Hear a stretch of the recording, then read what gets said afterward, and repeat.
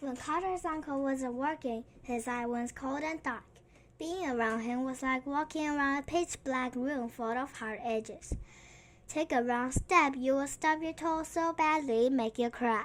Carter tiptoed a lot. Step right up, lady and gents, Uncle Sly called from the alley. I've got a game that will knock your socks off. If he didn't steal your socks first. Carter grumbled to himself. As his uncle's worked, the sun began to set, and an unexpected chill crept over Carter. Though it was almost summer, and the trees in the nearby park displayed green and glorious volleyball. Clouds blocked the sun, and Carter shivered. He would have to pull a scarf or a jacket out of his bag. But sadly, he didn't own either. So he had to keep watch anyway.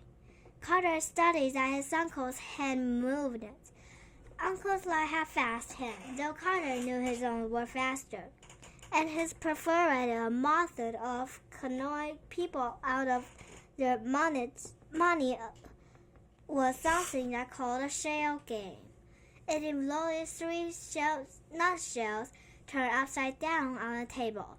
Uncle Sly would place a dry pea on the table before hiding it under one of the shells. Then he asked the game contestants to watch as he moved the shells about.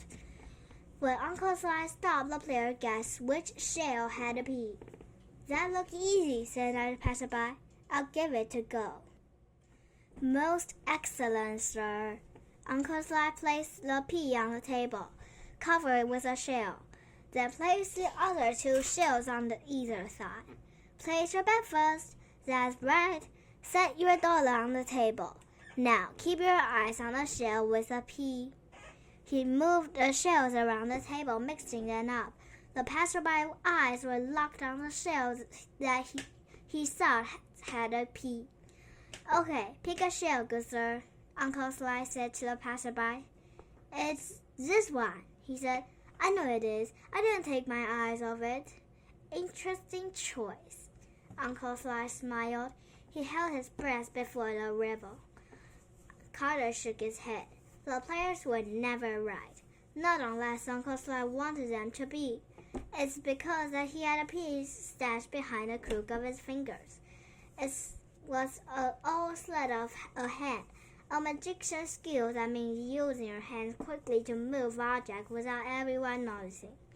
Carter knew sleight of hand to be very useful skill for any magician.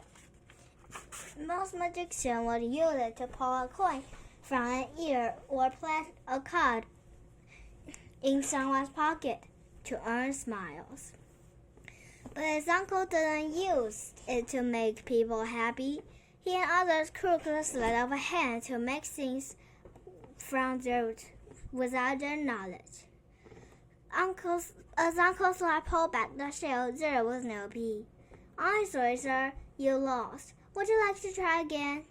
I never took my eyes off a shell, the passerby growled. I'm sorry, but it seems you did, Uncle Sly said, flashing a smile at the man.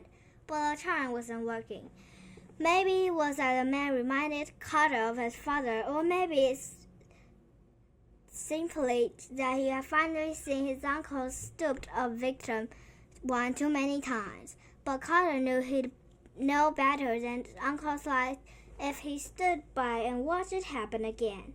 So Carter came out from behind the corner where he'd been hiding. His uncle's eyes grew wide as Carter strode up to the table. It's a neat trick, isn't it? He asked the passerby. What are you doing, boy? Uncle Sly sneered. His jaws tightened, a vein popping out of his forehead. Helping, Carter whispered. Uncle Sly blinked as if his anger had made him go madder as his teeth. The passerby grabbed two other shells and flipped them over. There was no pea. You no good, dirty cheat, he shouted. Uncle Sly grabbed his money and the shells and dodged away the man's swinging fist.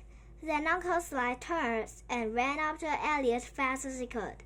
Carter took off down the street in the opposite direction, his satchel bouncing against his side. Behind him, the man shouted, "Police! That man's a thief! Someone get him!" That was not the first time Carter had outrun the law, but it's the part he hated most. He didn't have done anything wrong, at least not to be a passerby. Yet if he were caught, he was still to be a guilty association. So he ran. One day soon, he thought, I'm going to stop running. Maybe not today, maybe not tomorrow, but soon. I'm going to stop running, settle down, and live somewhere safe.